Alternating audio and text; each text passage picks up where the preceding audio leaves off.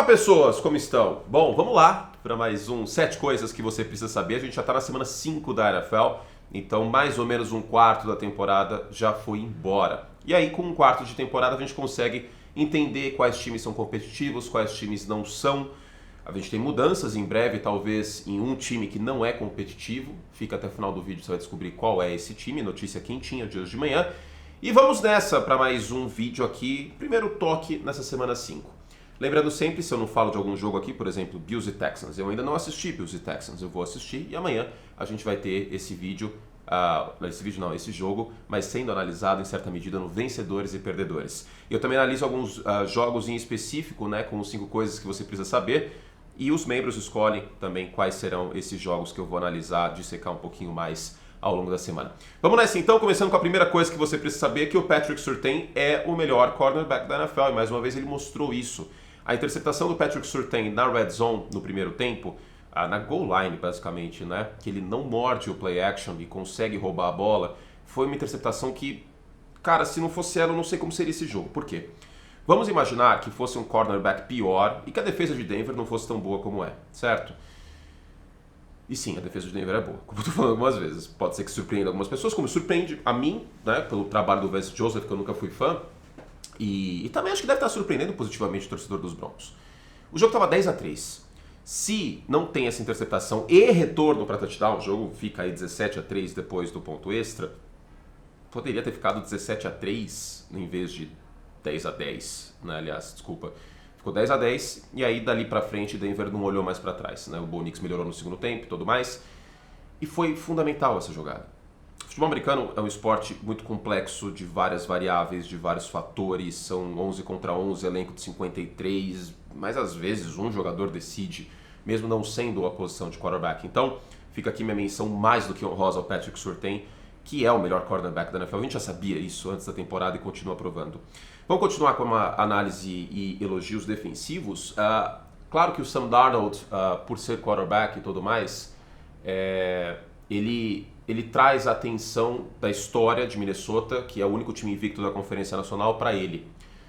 Mas não é só ele. A gente precisa elogiar um outro cara que estava desacreditado e que apareceu muito bem como coordenador e que deve voltar a ser head coach em breve, que é o Brian Flores. A defesa dos Vikings foi terrível na temporada 22. A derrota dos Vikings contra os Giants no Wild Card não é na conta do Kirk Cousins. É de uma defesa que tomou mais de 400 jardas para o Daniel Jones. E aí chega o Brian Flores, como a gente já destacou, faz um trabalho melhor e neste ano é uma das melhores defesas da NFL. Foram 3 interceptações do Aaron Rodgers. Se há 2 meses alguém te dissesse que em Vikings e Jets ia ter um jogo que o quarterback foi interceptado 3 vezes, você provavelmente falaria que foi ou o calouro, J.J. McCarthy, ou o Sam Darnold. Você não falaria que foi o Aaron Rodgers interceptado 3 vezes. E o Van Ginkel foi uma contratação excelente, inclusive. Parabéns à diretoria dos Vikings.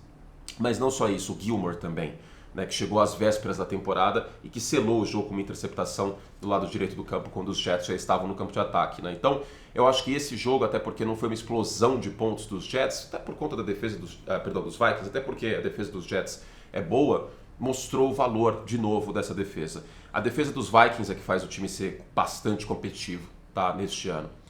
A terceira coisa que você precisa saber é que o San Francisco 49ers não é um time dominante como foi na temporada passada.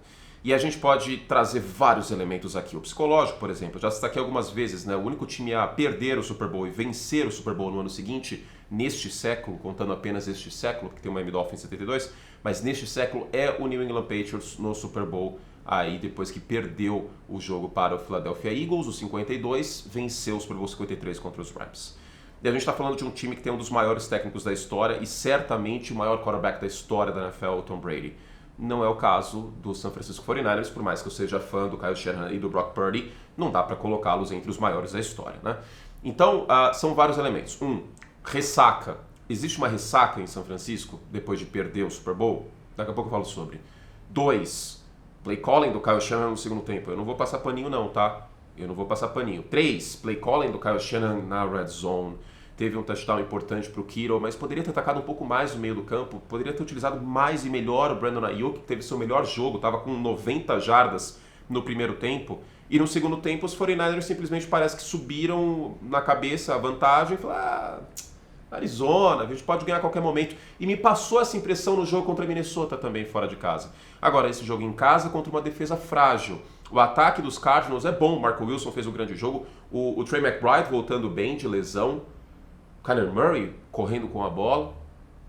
Mas Arizona não é um time que a gente imagina que vai estar numa semifinal de conferência, numa final de conferência.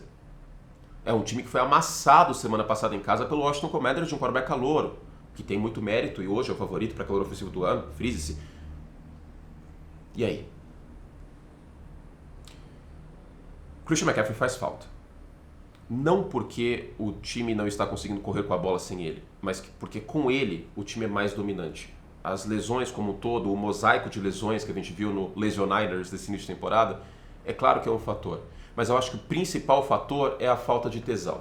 É um time que me parece estar jogando de maneira protocolar. Parece que eles estão jogando campeonato estadual e que a Libertadores é mais pra frente. Não me parece que é um time jogando com vontade, com tesão. E isso se manifesta em 1-6 na Red Zone, as várias oportunidades de matar o jogo e não mataram em outras partidas, como os Rams, como os Vikings. Resumo da ópera, São Francisco tem campanha negativa. É alarmante, há 2 semanas a gente teve uma pauta no League que eu falei que o sinal era amarelo, sobretudo pelo desempenho da secundária de São Francisco. E eu não vou descartar, óbvio, os 49ers, não é isso. Só que eu acho que é sinal amarelo. O que você precisa saber é que é sinal amarelo em São Francisco. Esse time não é dominante como ano passado. A quarta coisa que você precisa saber, eu não vou me estender muito, porque ele não merece que eu me estenda muito. Chega de Deshaun Watson. Se fosse qualquer outro jogador num contrato mais razoável e não nessa bomba que Cleveland se meteu, dando um contrato como esse para um jogador que estava bastante tempo parado, e que na época todo mundo criticou, que ó, calma aí, tanto o dinheiro garantido, todos os problemas fora de campo. Não tem como mais. O Joe Flacco é uma opção melhor que o Deshaun Watson. E infelizmente eu não posso falar para colocar o Joe Flacco no lugar, porque o Joe Flacco é quarterback dos Colts agora. Olha a diferença, basta que a gente veja a diferença do Cleveland Browns com o Joe Flacco no final na reta final da temporada passada e com o Deshaun Watson. O Deshaun Watson hoje é um quarterback ruim. Ele sofre um fumble no final da partida que, cara, é ridículo. Ele tem pelo menos 2 alvos abertos. Pelo menos 2, para não dizer 3. E ele segura a bola, uma barbaridade. Na transmissão americana, não precisa nem ver alto issue, porque mostra a câmera atrás da linha de scrimmage. Dá pra ver, tem 2 alvos abertos, é só antecipar a porra do passe, e ele não consegue mais fazer isso. Ele tá quebrado mentalmente.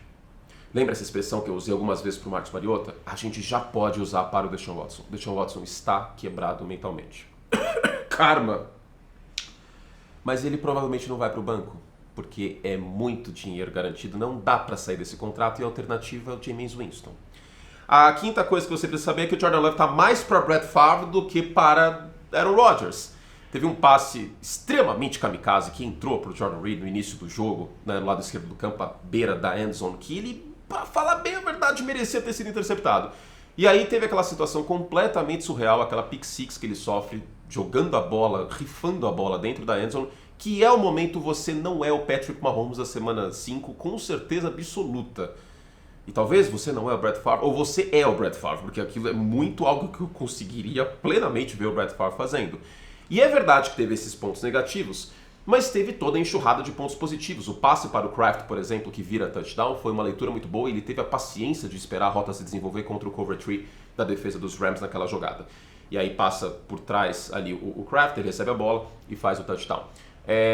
O Jordan Love é um bom quarterback, mas eu acho que aquele temor que eu tinha desde a época do college, que eu tive no início da carreira dele, das interceptações, e que na reta final da temporada passada, especialmente contra a marcação em zona, não aconteceu muito, gente, eu acho que isso vai ser o Jordan Love. A gente vai ter que viver com isso, o torcedor dos Packers vai ter que viver com isso.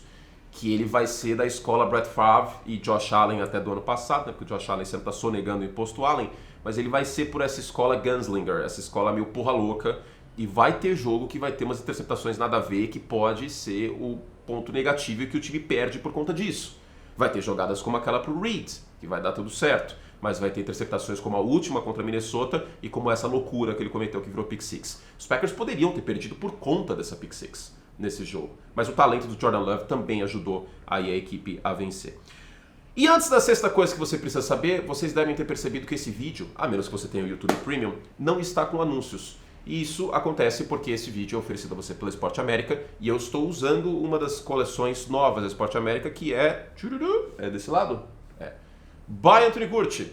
Todas essas camisetas, modéstia 100%, porque sou um designer absolutamente amador, mas procurei a fonte, o desenho, as cores, a combinação e tudo mais.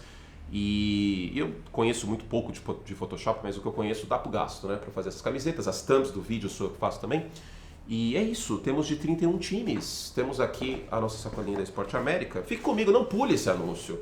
Temos aqui a do Buffalo Bills, que provavelmente eu vou usar amanhã. As outras estão lavando já, as que eu tenho aqui em casa. Ficou linda essa dos Bills, tá? Então entre lá em esporteamerica.com.br. Quem é inscrito no canal, quem está assistindo, tem cupom de desconto de 7%, não só nessas camisetas, mas em todos os outros produtos. Curte7 é o cupom, usa esse cupom. E se você é membro, você tem um cupom ainda melhor, tá? Então vem na aba comunidade, você que é membro, para ter mais cupom de desconto. Tem de todos os times, menos Dallas, que a gente não tem o direito. Entre lá em esporteamerica.com.br. E agora a gente segue com o vídeo. Como eu disse, o vídeo não tem anúncios, porque tem esse anúncio da Esporte América, que é contextualizado, aí não tem aquela interrupção. Voltando, a sexta coisa que você precisa saber da semana 5 é que você pode conter Derrick Henry, mas você não pode parar totalmente o Derrick Henry. É bem verdade que o Houston Texans conseguiu parar o Derrick Henry ano passado, mas se você tem um pouquinho mais de alternativa no ataque, eventualmente ele vai aparecer e ele vai acontecer. E era assim em Tennessee, quando o Tannehill estava jogando um pouco melhor e quando tinha o play action com o A.J. Brown. E vai ser assim em Baltimore também. O Derrick Henry não passou ileso nesse jogo, anotou touchdown e teve a jogada que matou a partida. Também tem esse efeito contexto que provavelmente estava aí completamente desmoralizada a defesa de de Cincinnati, que é laranja, eu também confundi, de Cincinnati depois do field goal errado do McPherson, que não foi culpa dele, né, foi culpa do holder. Mas de qualquer forma, ele foi parte importante nesse jogo. Também foi parte importante o play calling. Se fosse o Greg Roman, os Ravens teriam perdido esse jogo. Eu tenho total e absoluta certeza e teria ido na conta do Lamar quando não foi o caso. O Lamar Jackson fez um jogo de quarterback de elite ontem. Tá? Isso precisa ser dito também. Porque o jogo terrestre com o Derrick Henry não estava entrando no primeiro tempo. E aí no intervalo eu falei assim, indo pro intervalo. Gente, a defesa de Cincinnati está com um front pesado para parar o jogo terrestre. Está colocando 7 ou 8 homens em 8 das 10 corridas do Derrick Henry. Eles estão querendo selar a corrida e forçando os Ravens a passar a bola. E falando, Lamar, você consegue passar a bola? Se você conseguir, boa sorte. Se não, a gente vai selar o jogo terrestre e vocês não vão ganhar esse jogo. E estava dando muito certo. O Derrick Henry estava com menos de 3 jardas por carregada. E aí que vem o ajuste. Se fosse eu não vou usar nenhum adjetivo, o Greg Roman, eles teriam continuado a socar o jogo terrestre no segundo tempo, porque foi exatamente isso que o Greg Roman fez semana passada contra os Chiefs, né?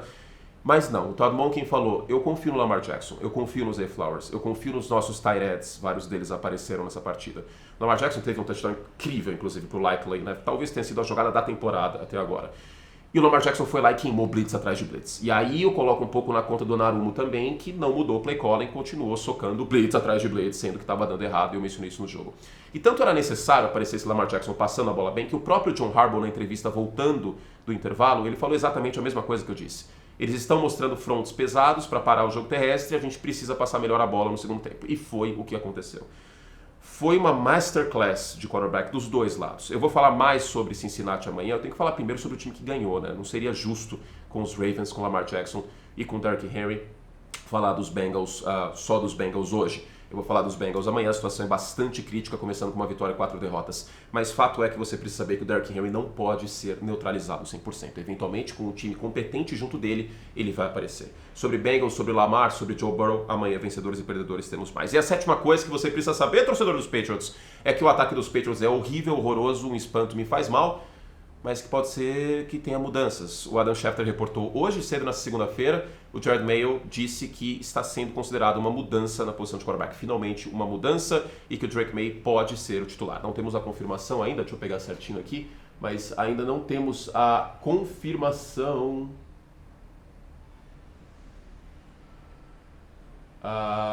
Potentially starting, tá. Então, é isso. Potentially starting. Que bom. Que chega de Jacob Brissett. Não aguento mais. Ninguém aguenta mais. Ó, que eu ia falar assim, sobre isso. Eu falei algumas vezes, pelo que eu vi do tape de North Carolina, de leitura pós-snap, trabalho de pés, pelo que eu vi na pré-temporada, que houve uma curva de evolução, que o Drake May tinha que ser titular quando desse para ele ser titular. Vocês sabem que eu sou muito meio termo nisso. Eu não acho que quarterback é que nem queijo, que tem que ficar curando 3 anos no banco, com a prancheta na mão. E também não acho que tem que colocar o menino na fogueira a qualquer custo, porque o Jacoby Brissett é horrível de assistir. Eu acho que a gente tem que ter um contexto, cada caso é um caso. No caso dos Patriots, a gente tem uma linha ofensiva frágil em muitas jogadas, que até começou bem a temporada, mas frágil. No caso dos Patriots, a gente tem um time que não vai para os playoffs, então colocar o Drake May não vai mudar a cotação de New England. E por conta disso, ele precisaria começar quando ele tivesse mínimas condições para não estragar o menino. O que eu acredito de quarterback calouro ir para a posição de quarterback titular é o seguinte: você tem que ter um mínimo. Eu acho sim que ele tem que aprender jogando e que ele tem que passar pelas dores de crescimento, mas você tem que ter um mínimo para a coisa não degringolar. E tudo indica que a comissão dos Patriots acredita que depois do training camp, depois de 5 semanas de treino, depois de 5 semanas estudando playbook, depois de 5 semanas treinando com o time e também pelo desempenho ruim do Brissett, que existe o mínimo para o Drake May ser titular. Então, a gente pode ver uma mudança aí nos Patriots. Para os membros, tem 5 coisas que você precisa saber sobre 49ers e Cardinals. Vou dissecar um pouco mais esse jogo. E também 5 coisas que você precisa saber sobre Ravens e Bengals. Também vou dissecar mais esse jogo que eu comentei ontem com a Ari na ESPN 2 e no Disney Plus Premium. E é isso, meu povo. Você quer mais conteúdo? Vem com a gente, seja membro. Amanhã a gente volta com vencedores e perdedores para falar de outros jogos aqui. Falar de Steelers e Cowboys, falar de Texans e Bills. Tivemos várias partidas importantes nesta semana 5 e também de Chiefs e Saints. E para comprar essa camiseta, como eu já falei, e de outros 30 times, entre em esporteamerica.com.br e faça suas comprinhas, tá bom? Beijo, beijo carinhoso. Fizemos o que podíamos e até a próxima. Tchau.